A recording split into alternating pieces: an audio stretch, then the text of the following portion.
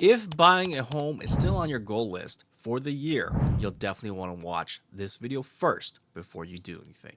Welcome to the channel. My name is lor.vang. I'm a local real estate agent in the greater Milwaukee area with the MoveSmart community, where I help customers make their next move a smart one. So what do I mean by watch this video first before you go out and buy a home? I'm not saying do not buy a home this year. All I'm saying is you need to be well informed before you make that decision. So what am I talking about? Let's get right into that in this video here. If you're a consumer right now and you're thinking about buying a home and you're thinking about, is now the right time still for me to buy a home? And you might be reading the headlines, right, to figure that out, to make your decision. There's so much misinformation and confusion out there, right? If you've been reading those headlines, a lot of clickbait headlines, I'm going to be honest with you. Oh, hey, the prices are coming down. Oh, hey, the interest rates are going to come down. Oh, wait, there might be a crash coming. Is that what they're saying? Should I buy? And then all of a sudden, there's other reports saying, oh, wait, no, the market is still hot. Oh, wait, it's still a seller's market in these certain cities.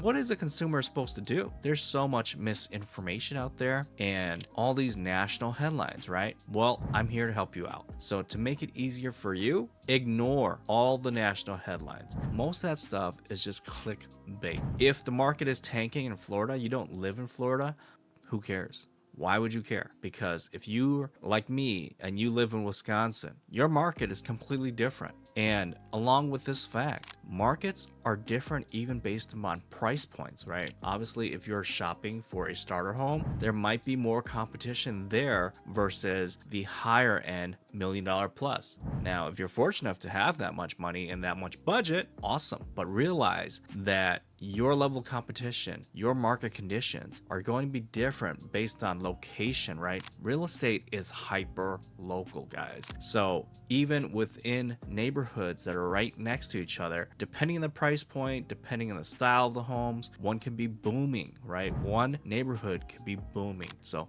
lots of people moving in, lots of development going on. That's a newer neighborhood. It's attracting, it's drawing all sorts of attention. Well, maybe a mile, 2 miles down the road, this other older neighborhood, maybe nobody wants to buy there anymore. So you have to be aware of these things. Location matters. That is the rule number 1 through 3. Location, location, location.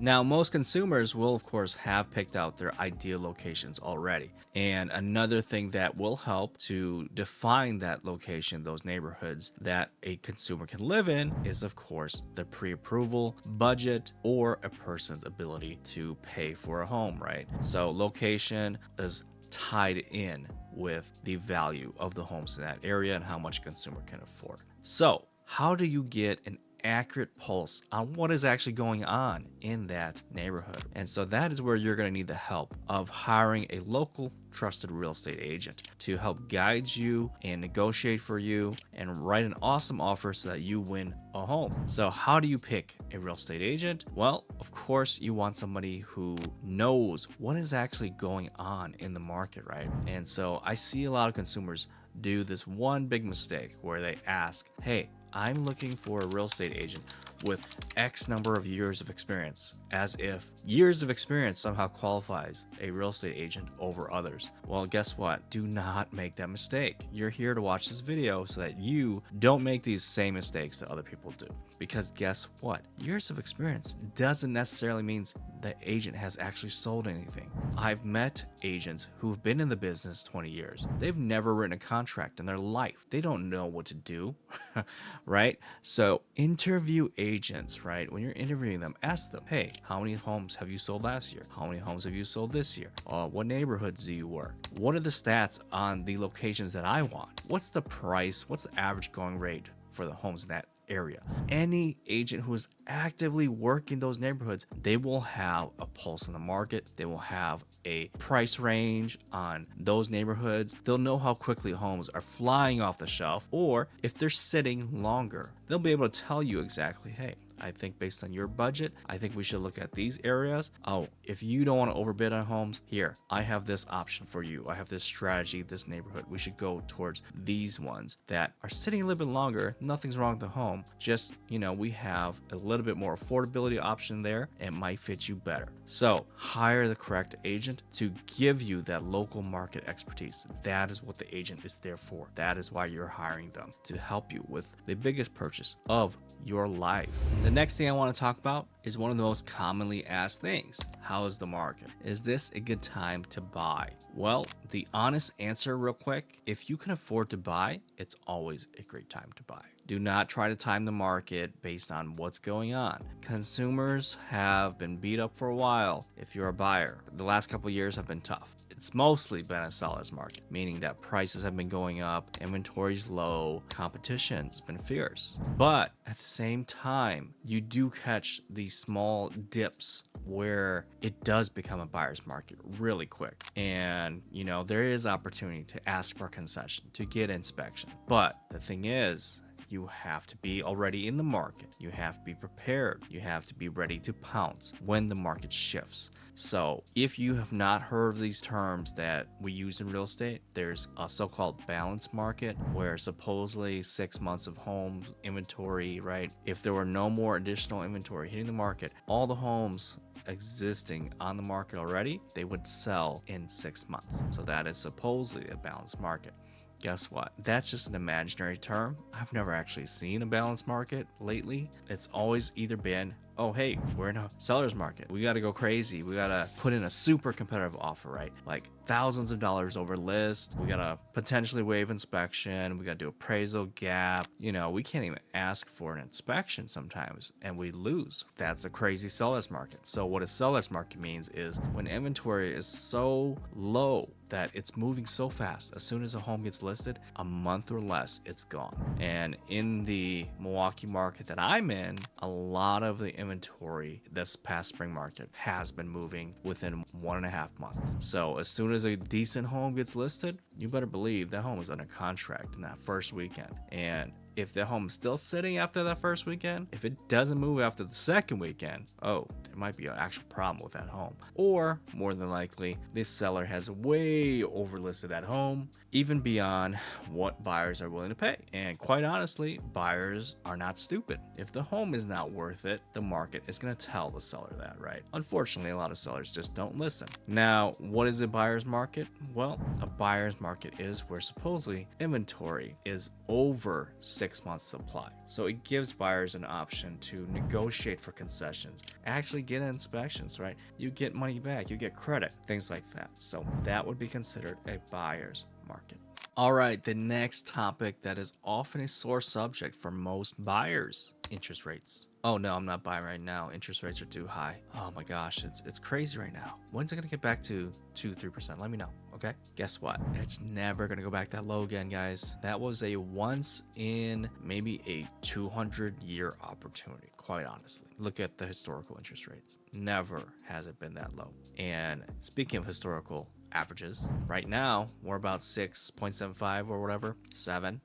The historical average is somewhere about 7-8%. So right now it's still lower than the historical average for mortgage interest rates. So what that means is it's still a good time to buy, of course, right? If you can afford those payments. And sorry to break it to you guys, but stop trying to chase the absolute lowest interest rate that you can try to get. It doesn't really benefit you if you go out and find a lender, right? You shop so many lenders just to try and get the lowest interest rate. Because guess what? There's a lot of lenders who can promise you the lowest interest rate, but can they actually close that loan? And do they actually have good customer service? Do they actually respond to you? Do they execute? Can they close quickly? Because guess what? If they promise you that super low interest rate, but they take 2 months to close, your seller's not having it. The typical closing period for a home is roughly 30 days. But guess what? If you can close faster, you have a better advantage for your offer. If you have a lender who can close in 15, 20 days, that's almost as good as cash. That's as fast as closing with cash, guys.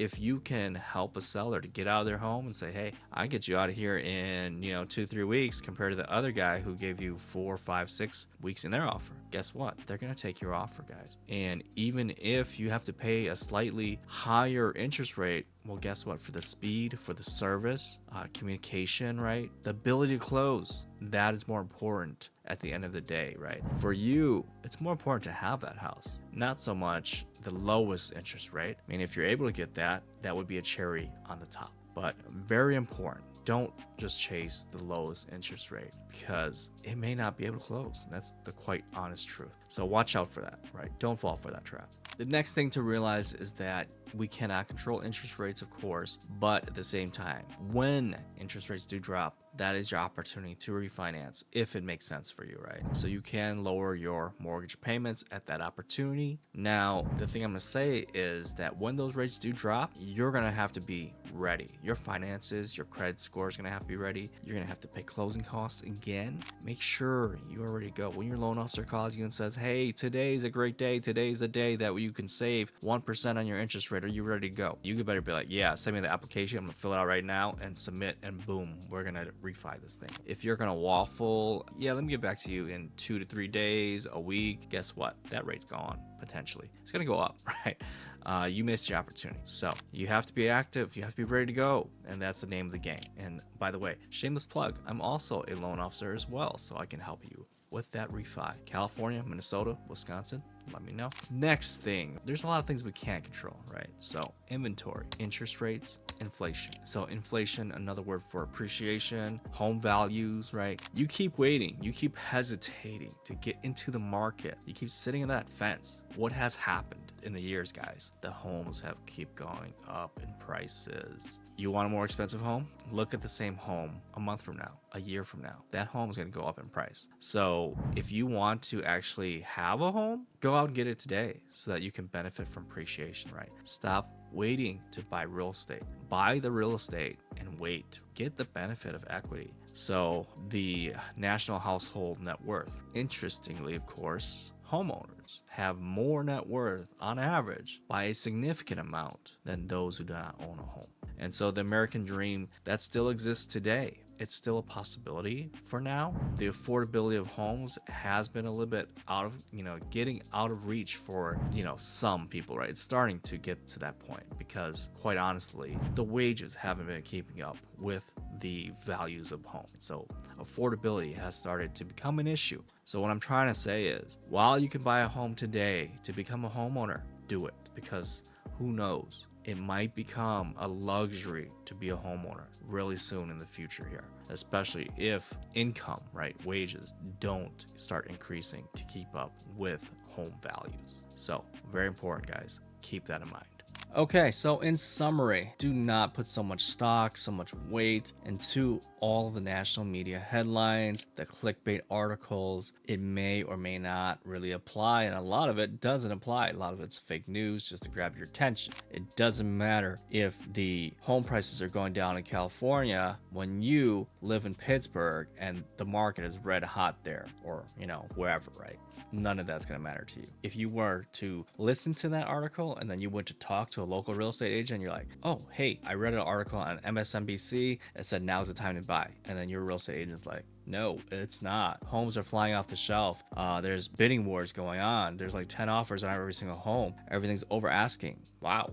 A lot different than what the news is reporting to you. So ignore the noise, guys. Focus on what's going on in your local market. Next thing, do not be so rate conscious, guys. If you're waiting for those rates to dip under 6%, well, guess what? There was a clickbait article that said, yeah, there's another 5 million buyers that will jump back in the market when those rates go under 6%. So guess what? Do you want to compete now when there's less people competing against you, or do you want to wait until those rates drop and then those 5 million people come into the market? Because guess what? With lower interest rate, that means buyers have more buying power. And what does more buying power allow people to do? they allow buyers to bid things up. So the prices of homes are going to go up. So if you would have bought that home today at, 6.75 instead of trying to wait when the rates hits 5.75, well, at 5.75, if you're in a bidding war and you waived your inspection and you had to pay, $50,000 over what you would have paid at 6.75%, did you really save anything?